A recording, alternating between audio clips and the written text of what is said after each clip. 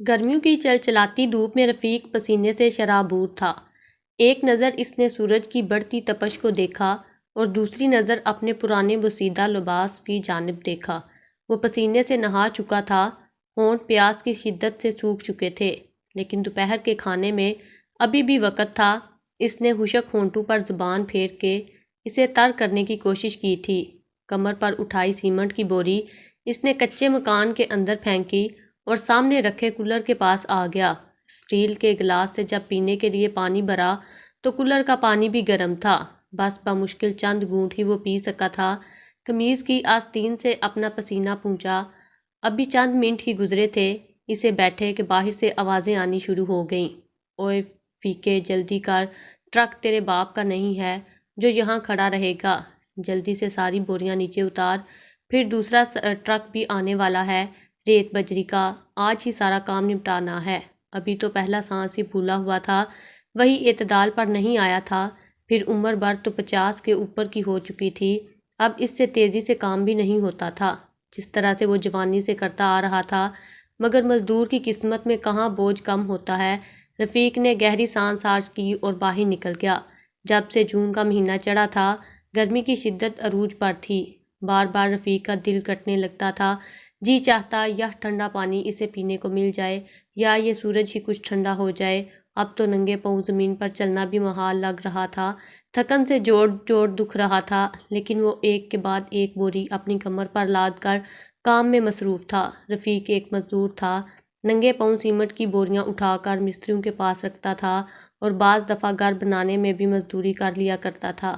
صبح فجر کے بعد سے ہی اس کی ڈیوٹی شروع ہو جاتی تھی اور مغرب کی لالی جب اندھیرے میں بدل جاتی تب ہی وہ گھر لوٹتا تھا۔ جب گھر آتا تو ساتوں بیٹیاں باپ کی خدمت میں لگ جاتیں۔ بیوی یکے بعد بیٹیوں کی پیدائش کی وجہ سے وقت سے پہلے ہی بوڑھی لگنے لگی تھی۔ یہی حال رفیق کا بھی تھا۔ سیمنٹ کی بوریاں اٹھاتے اٹھاتے وقت سے پہلے کمر جھک گئی تھی اور پھر 7 بیٹیوں کا سوچ کر تو اس کی کمر مزید جھک جاتی تھی۔ بیٹے کی خواہش میں 7 بیٹیوں کی پیدائش نے اسے کملا کر کے رکھ دیا تھا۔ سب کی سب بیٹیاں خوبصورت، سلیقہ شعر اور خدمت گزار تھیں، لیکن جہیز کے بنا کوئی بھی بیاہنے کو تیار نہ تھا۔ یہ وہ بھی جانتا تھا، جب تک وہ بیٹیوں کو جہیز نہیں دے گا کوئی بھی اس کی بیٹی کو نہیں بیاہ کر لے جائے گا۔ کھانے کے دسترخوان پر جب رفیق نے مرغی کا سالن دیکھا تو بیوی سے کہنے لگا، میں نے تمہیں کتنی بار یہ بات سمجھائی ہے کہ مرغی مت پکایا کرو، اتنی مہنگی ہو چکی ہے، یہی پتلی دال بنا لیتی تو 2 وقت گزر جاتے، پیسے بچا کر رکھا کرو، مگر تم سمجھتی ہی نہیں، ساجدہ کی شادی کے وقت کام آئیں گے، لیکن تم کو کیا میری فکر ہی کیا تمہیں۔ باپ کا مزاج برہم دیکھ کر بڑی بیٹی ساجدہ نے ہی بات سنبھالی تھی، کہنے لگی، ابا ہم نے ہی اماں سے ضد کی تھی، 2 ماہ گزر گئے، کچھ اچھا نہیں کھایا، اس لیے اماں نے پاؤں مرغی لا کر ہمیں بنا دی۔ بیٹیوں میں تو رفیق کی جان بستی تھی، اس لیے کچھ نہ کہا۔ بیٹیوں نے پہلے باپ کو سیر ہو کر کھانے دیا، اس کے بعد جو بچ گیا اسی کو کھا کر اللہ کا شکر ادا کیا، مگر اگلے روز ہی جو قیامت ان پر ٹوٹی، ان کا گھر بکھر کر رہ گیا تھا۔ جون کی سخت گرمی کا دن تھا، لگتا تھا سورج سر پر کھڑا ہے اور اس کی تپش سیدھی رفیق کے سر پر پڑ رہی تھی۔ چند سیمنٹ کی بوریاں اٹھانے پر ہی وہ پسینے سے شرابور ہو چکا تھا، لیکن بہرحال کام تو اسے کرنا تھا۔ ابھی اسے بوریاں اٹھاتے ہوئے 1 گھنٹہ بھی نہیں ہوا تھا کہ جب وہ چکرا کر زمین پر گر گیا۔ سارے ہی مزدور رفیق کے پاس پہنچ گئے، اسے ہاسپٹل لے کر گئے۔ ڈاکٹر نے بی پی لو ہونے کا کہا تھا، پھر عمر کا تقاضا بھی تھا، اس لیے کچھ ٹریٹمنٹ کے بعد اسے ہوش آ گیا تھا۔ ڈاکٹر نے آرام کا مشورہ دیا تو تنزیہ مسکرایا، کہنے لگا، ڈاکٹر صاحب 7 بیٹیاں ہیں میری اور وہ بھی شادی کے لائق، میں اگر آرام کروں گا تو انہیں کھلائے گا کون اور بیاہے گا کون؟ اب تو شاید قبر میں ہی لمبی نیند سونے کو ملے۔ جب وہ گھر پہنچا تو اسے وقت سے پہلے گھر دیکھ کر بڑی بیٹی ساجدہ وجہ پوچھنے لگی۔ ہاتھ میں پکڑی دوائیں دیکھ کر اس کا دل سینے سے کھینچا تھا، فوراً سے باپ کے پاس پہنچی تھی۔ ابا کیا ہوا ہے تجھے؟ تیری رنگت کیوں پیلی ہو رہی ہے؟ ساجدہ نے فکر مندی سے پوچھا۔ ارے کچھ نہیں چندا، بس ذرا سا چکرا گیا تھا، مجھے ٹھنڈا پانی پلا دے، رفیق نے پھولتے سانس سے کہا۔ ٹھیک سے لفظ بھی ادا نہیں ہو پا رہے تھے۔ وہ چارپائی پر ہی بیٹھ گئے، قریب ہی زمین پر بیوی جائے نماز بچھائے نماز پڑھ رہی تھی۔ سلام پھیرتے ہی دوسری بیٹی کو آواز دے کر کہنے لگی، فاہرہ چینی نمک والا پانی بنا کر دے اپنے ابا کو، بیوی رفیق کے پاس بیٹھ گئی، کہنے لگی، سنو جی، میں تو کہتی ہوں ایک تو دن کا آرام کر لو، دیکھو تو صحیح کیسے رنگت پھیکی پڑ گئی ہے۔ اب کی بار رفیق اسے غور سے دیکھ کر پھر بولا، 7 بیٹیوں کا بوجھ ہے میرے سر پر، اگر میں گھر پر بیٹھ گیا تو فاقوں کی نوبت آ جائے گی۔ اتنی دیر میں فارہ پانی کا شربت بنا کر لے آئی تھی۔ رفیق نے شربت پیا اور وہیں چارپائی پر لیٹ گیا۔ بیٹی نے سٹینڈ فین بھی لگا دیا۔ اللہ نے دی ہیں تو اللہ کے نصیب بھی اچھے ہی کھولے گا، میرا تو اپنے رب پہ بڑا یقین ہے، آپ کیوں فکر کرتے ہو جی، آرام سے سو جاؤ۔ رفیق کو بھی آج تک ابھی اپنی بیوی کی بات سمجھ نہیں آئی تھی، ہر وقت یہی کہتی تھی کہ اللہ نے دی ہیں، اللہ ان کا نصیب بھی اچھا کرے گا۔ رفیق کے بال عمر سے پہلے ہی سفید ہو چکے تھے، لیکن فکریں تھیں کہ ختم ہونے کا نام نہیں لے رہی تھی۔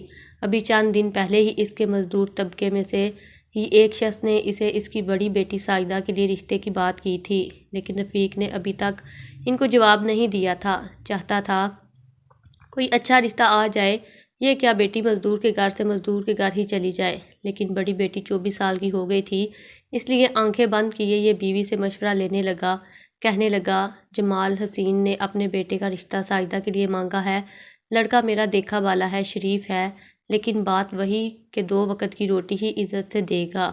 بیوی نے کہا کہ بلا لو ان کو، اب بچی کو بیانا بھی تو ہے۔ رفیق نے حامی بھرتے ہوئے اس بات میں سر ہلایا۔ چند دن بعد ہی جمال حسین اور اس کی بیوی ساجدہ کو دیکھنے کے لیے گھر آ گئے۔ ساجدہ انہیں پسند بھی آ گئی تھی، خوبصورت اور سلجھی ہوئی لڑکی تھی، گھر کے ہر کام میں بھی تیز تھی، بیٹھے بیٹھے ہی رشتہ طے ہو چکا تھا، چند ماہ بعد ہی شادی کا بھی جمال حسین نے کہہ دیا تھا۔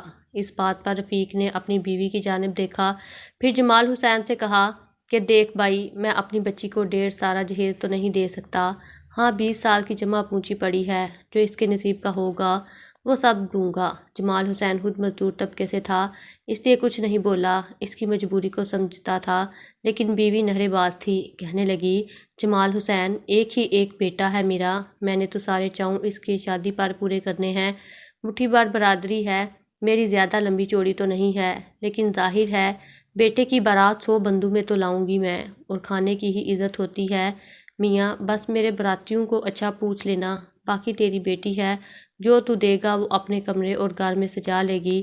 سیدھا سا مطلب تھا کہ جو جہیز دو گے بیٹی استعمال کر لے گی۔ رفیق کی 20 سالہ محنت میں بس اتنی ہی جمع پونجی تھی کہ ایک بیٹی کو عزت سے بیاہ سکتا، اس لیے حامی بھر لی، لیکن بیوی خاموش ہو گئی تھی۔ جیسے ہی جمال حسین اس کی بیوی گھر سے گئے تو رفیق کی بیوی کہنے لگی، مجھے تو پتہ نہیں کیوں یہ لوگ لالچی سے لگتے ہیں، ان کا بیٹا کون سا لینڈ لارڈ ہے، مزدور ہی تو ہے، کیا تھا جو کہہ دیتے کہ بنا جہیز کے ہی بیٹی ہمارے حوالے کر دو۔ بیوی کی بات سن کر رفیق ہلکا سا مسکرایا، کہنے لگا، غریب ہو یا امیر، بنا جہیز کے بیٹی گھر سے رخصت نہیں ہوتی، خیر تو ایک تو کو بیاہنے کی تیاری کر، باقی کی دیکھی جائے گی۔ رفیق کو یہ تھا کہ چلو ایک بیٹی تو اپنے گھر کی ہوگی، لیکن بیوی بڑی متفکر سی لگ رہی تھی۔ ابھی یہ بات کچھ پرانی بھی نہ ہوئی تھی کہ فاہرہ کے لیے بھی محلے کے موچی کے بیٹے کا رشتہ آ گیا، گھر وہ بھی مناسب سا تھا، لیکن لڑکے کا کام اچھا تھا۔ لڑکے کی ماں خود آئی تھی، اب بتانے لگی کہ میرا بیٹا روز کے 1500 کماتا ہے، بے شک بیٹا موچی کا ہے، لیکن کمائی اچھی ہے۔ لیکن جب رفیق کی بیوی نے کہا کہ وہ 2 بچیوں کو جہیز میں اتنا نہیں دے سکتے تو خاتون کا منہ بن گیا، کہنے لگی، دیکھ لو شادی تو ایک ہی بار ہوتی ہے، ماؤں کے بھی کچھ ارمان ہوتے ہیں، بی بی بہرحال تیری مرضی ہے، لیکن یہ ہے کہ تیری بچی ہمارے گھر میں خوش رہے گی، ہم اسے ہاتھ کا چھالا بنا کر رکھیں گے، کسی چیز کی کوئی کمی نہیں آنے دیں گے۔ اتنا سنا کہ رفیق کی بیوی سوچ میں پڑ گئی کہ رشتہ اگر ہاتھ سے نکل جاتا تو شاید وہ ساری زندگی پچھتاتی رہتی، مگر یہاں بھی تو جہیز ہی دینا تھا، آخر وہ کیا کرتی۔ اس شام جب رفیق گھر آیا تو بیوی کو پہلی بار متفکر سا دیکھ کر کہنے لگا کہ کیا بات ہے، تم اتنی پریشان کیوں لگ رہی ہو؟ رفیق کی بیوی بات کو ٹال گئی اور بولی کہ کچھ نہیں، میں بھی یہی سوچ رہی ہوں کہ تم نے جو 20 سال میں کمایا تو بمشکل ایک ہی بیٹی بیاہنے جا رہی ہے، کہ ایسا نہیں ہو سکتا کہ ہم تھوڑا تھوڑا جہیز دونوں بیٹیوں کو دے دیں، یہ تو ماں باپ کی طرف سے ایک تحفہ بیٹیوں کے لیے ہوتا ہے، اور ہماری بیٹیاں بھی ماشاءاللہ سے بڑی فرما بردار اولاد ہیں، ہم ان کو جو دیں گے خوشی خوشی قبول کر لیں گی۔ رفیق نے جب یہ سنا تو اپنی بیوی کو دیکھ کر کہنے لگا، اگر بات بیٹیوں کی ہوتی تو ہماری بیٹیاں ہم سے ایک آنا بھی لے کر نہ جاتیں، مگر یہاں بیٹیوں کو نہیں سسرال والوں کو خوش رکھنا پڑتا ہے، تبھی لگے ہاتھ رفیق کی بیوی نے آج موچی کے بیٹے کا آنے والا رشتہ بھی اسے بتایا، مگر رفیق نے سوچ بچار کے بعد منع کر دیا۔ کہنے لگا، ان سے کہو کچھ عرصہ انتظار کریں، میں ایک ساتھ 2 بیٹیوں کا جہیز ادا نہیں کر سکتا۔ مگر پھر رفیق کی بیوی کہنے لگی کہ ایسے اچھے لڑکے بار بار نہیں ملتے، تم کہیں سے کچھ قرض لے لو، خدا پر بھروسہ رکھو، وہ ہمیں کبھی شرمندہ نہیں ہونے دے گا۔ رفیق سوچ میں پڑ چکا تھا، اس کی طبیعت دن بدن مزید گرتی چلی جا رہی تھی، مگر اس کے باوجود بیٹیوں کی خاطر وہ لگاتار محنت کرنے لگا۔ وہ بوڑھا ہو چکا تھا، مگر پھر بھی ٹرک سے بوری اتارنے کے بعد وہ گھر بنانے میں بھی کام کرنے لگا۔ وہ جانتا تھا اگر وہ اگلے 10 سال تک بھی پیسے اکٹھے کرتا رہے تو بھی وہ دوسری بیٹی کا جہیز نہیں بنا پائے گا۔ وہیں اس کی بیوی نے دوسرے گھر میں بھی رشتے کے لیے ہاں کر دی۔ یوں ساجدہ اور فاہرہ دونوں کے رشتے کے لیے ہاں ہو چکی تھی، کیونکہ محلے کی ہی بات تھی، اس لیے دونوں نے سوچا کہ دونوں بیٹیوں کی شادی ایک ہی دن کر دیتے ہیں، اس طرح مہمانوں کا خرچہ بھی ایک ہو جائے گا، کچھ بچت بھی آ جائے گی۔ رفیق نے کہیں سے کچھ ادھار پکڑا اور لا کر بیوی کے ہاتھ پر رکھا۔ اس کے علاوہ اس کے پاس جتنے بھی 20 سال کی جمع پونجی تھی وہ لا کر بیوی کے ہاتھ پر رکھی اور بولا، ان پیسوں کو سنبھال کر رکھنا، اس سے میں تھوڑا بہت جہیز دونوں بیٹیوں کو دے دوں گا۔ رفیق کی بیوی شوہر کی بات مان گئی۔ وہ بڑی صوم و صلات کے پابند خاتون تھی۔ ایک روز وہ مغرب کی نماز ادا کر رہی تھی کہ جب گلی سے ایک فقیر کی صدا آئی، لوگوں سے پیسے مانگ رہا تھا۔ کچھ ہی دیر بعد وہ دعا دیتے ہوئے کہنے لگا، خدا تم لوگوں کا بھلا کرے، تم مجھے 1 دو گے، خدا تمہیں 7 گنا کر کے دے گا، تمہارے رزق میں برکت ڈالے گا، مجھے خالی ہاتھ مت لوٹاؤ، خدا تم لوگوں کو 1 نیکی کے بدلے 70 گنا دے گا۔ رفیق کی بیوی نے جب یہ سنا تو سوچ میں پڑ گئی۔ خدا کی ذات پر تو اسے بالکل بھروسہ تھا، اور وہ یہ بھی جانتی تھی کہ خدا ہر نیکی کا بدلہ دگنا کر کے لوٹاتا ہے۔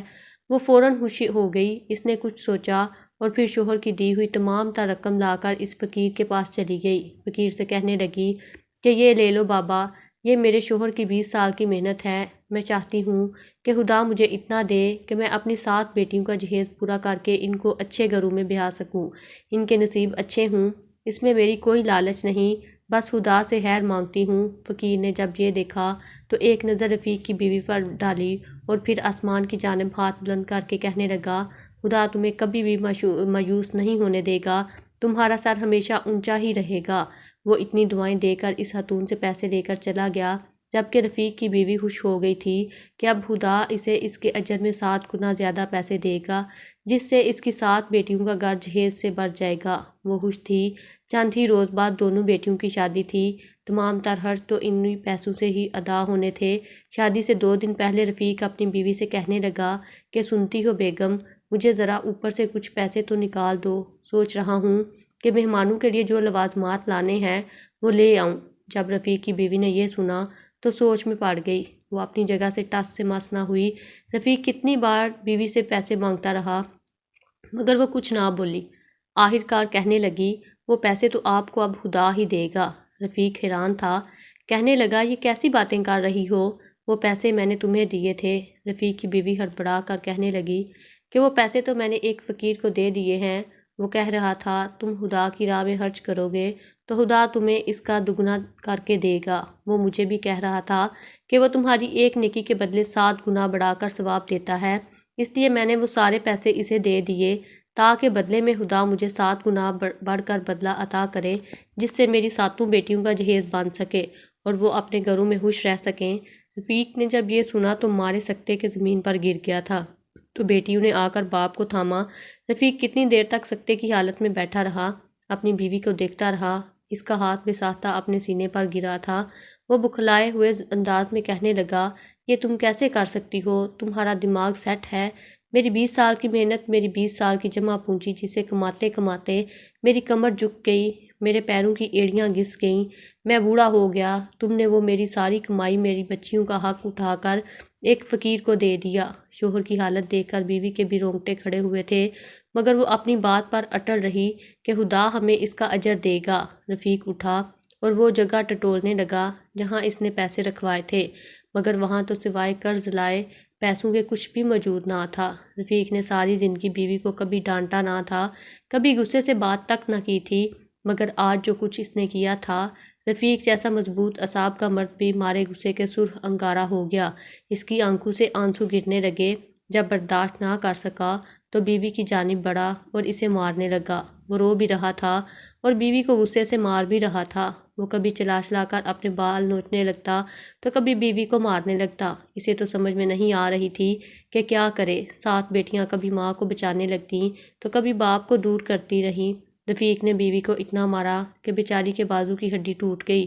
وہ روتی سسکتی رہی اور یہی کہتی رہی کہ تم خدا کی ذات پر بھروسہ رکھو، میں نے سب کچھ خدا پر چھوڑ دیا ہے، وہ ہمیں اس کا اجر ضرور دے گا۔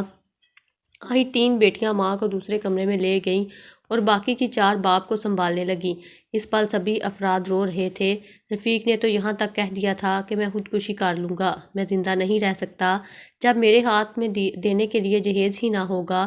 شادی کو صرف 1 دن باقی تھا۔ کل دونوں بچیوں کی بارات تھی مگر ہاتھ میں پیسہ ہی نہ تھا جو جہیز لایا جاتا۔ آخر اس نے قرض لیے ہوئے پیسوں سے جا کر بیٹیوں کی عروسی لباس لائے اور کہنے لگا مجھے نہیں لگتا کہ یہ تم لوگوں کو پہننا نصیب ہوگا۔ وہ بالکل ہی مایوس تھا جبکہ اس کی بیوی جو بازو پر پٹی باندھے ہوئے بیٹھی تھی بولی کہ تم خدا کی ذات سے نا امید ہو مگر مجھے پورا بھروسہ ہے وہ ہمارا سر کبھی بھی جھکنے نہیں دے گا۔ رفیق نے اپنی بیوی سے دوبارہ بات نہ کی تھی۔ اگلا دن چڑھا تو آج بیٹیوں کی بارات آنی تھی۔ رفیق اس قدر بزدل ہو چکا تھا کہ صبح ہی صبح گھر سے چلا گیا۔ بیٹیاں روکنے لگیں تو کہنے لگا میں یہ ذلت برداشت نہیں کر سکتا، میں مر جاؤں گا اگر یہاں رک کر وہ تماشا دیکھا۔ اتنا کہہ کر وہ گھر سے چلا گیا جبکہ بیٹیاں روتی ہوئی ماں سے لپٹ گئیں۔ بچیاں دلہن بن کر تیار تھیں۔ پہلے فاہرہ کی بارات آئی اور پھر ساجدہ کے سسرال والے بھی آ پہنچے۔ کھانا تو مہمانوں کے لیے تیار ہی نہ تھا۔ رفیق کی بیوی الگ بکھلائی ہوئی تھی کہ مہمانوں کو کیا جواب دیتی۔ وہ کلام پاک کا ورد دل میں کر رہی تھی کہ خدا اس کی عزت رکھ لے۔ تبھی دونوں کے سسرال والے آئے اور بولے بہن جی کچھ بھی انتظامات کرنے کی بالکل ضرورت نہیں، ہم مہمانوں کو گھر سے کھانا کھلا کر آئے ہیں۔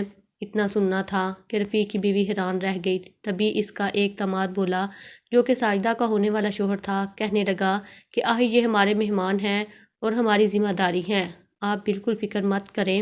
رفیق کی بیوی نے سکون کا سانس لیا تھا۔ دل ہی دل میں وہ خدا کی ذات کا شکر ادا کرنے لگی مگر جہیز کے نام پر تو کچھ بھی موجود نہ تھا۔ نکاح کا وقت ہوا تو مولوی صاحب نے پہلے ساجدہ اور پھر فاہرہ سے ایجاب و قبول کروایا۔ تھوڑی دیر میں مبارکباد کی آواز گونجی تھی۔ نکاح کے بعد رفیق کے دونوں داماد اٹھ کر اپنی ساس کے پاس آئے اور آ کر کہنے لگے کہ خالہ ہمیں آپ سے کوئی جہیز نہیں چاہیے، ہم آپ ہی کی طرح متوسط طبقے سے تعلق رکھتے ہیں، آپ فکر مت کریں، آپ کی بیٹیوں کو ہم اپنے گھروں میں بہت خوش رکھیں گے، جو خود کھائیں گے وہی ان کو بھی کھلائیں گے، آپ جہیز دے کر ہمیں شرمندہ مت کریں۔ رفیق کی بیوی نے جب یہ سنا تو وہ کتنی ہی دیر سکتے کی حالت میں کھڑی رہی، پھر ہڑبڑا کر دونوں دامادوں کو سر پر بوسہ دے کر دعائیں دینے لگی۔ اس کی آنکھوں سے آنسو گرے تھے۔ بے شک اس کی نیکی رائیگاں نہیں گئی تھی۔ رفیق کے بارے میں سبھی مہمان پوچھ رہے تھے۔ کچھ دیر بعد رفیق گھر میں آیا۔ وہ تو سمجھ رہا تھا کہ سب کچھ ختم ہو چکا ہوگا مگر جب گھر آیا تو سامنے کا منظر دیکھ کر دنگ رہ گیا۔ سبھی مہمان بڑے ہی خوش تھے۔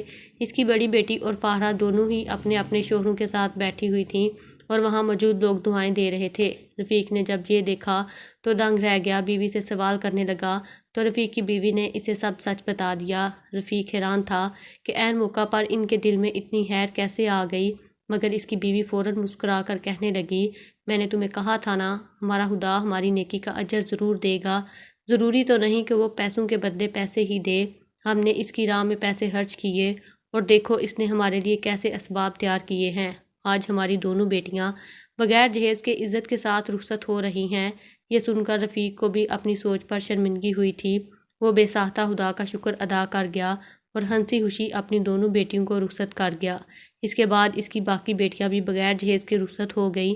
رفیق رو رو کر خدا کا شکر ادا کرنے لگا۔ بے شک وہ جس حال میں بھی رکھے، نا امید تو ہم ہی نا شکرے ہوتے ہیں، ذرا ذرا سی بات پر خدا کی ذات سے نا امید ہو جاتے ہیں، جبکہ اگر ہم سچے دل سے مانگیں تو وہ ہمیں ضرور عطا کرتا ہے۔